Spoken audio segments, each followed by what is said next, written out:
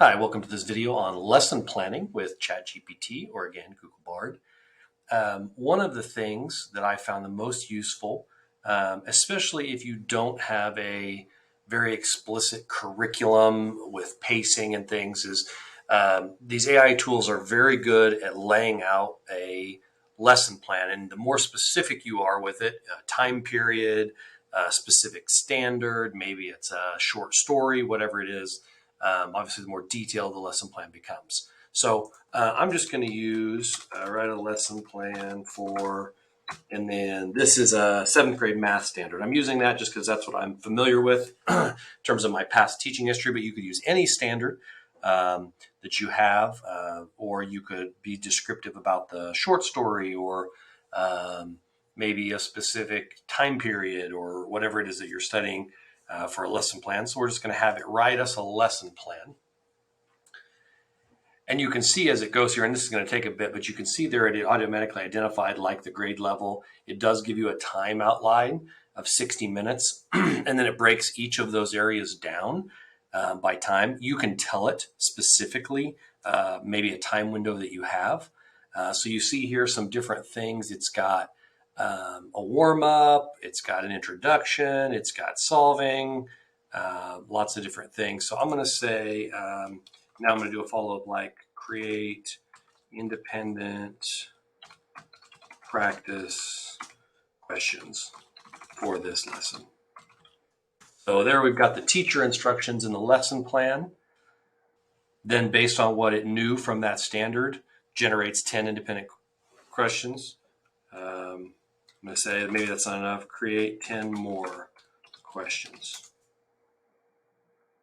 So let's say you want a different set of 10. Then there's some more. Now I'm going to say create 5 word problems for this lesson.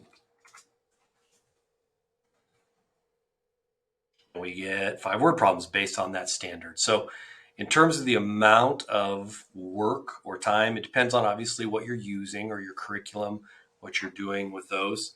How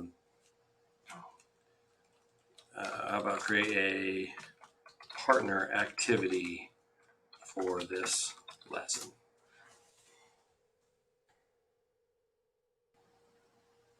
Okay, so again, just lots of different ideas. Here's a partner activity, equation cards, take turns slipping over cards.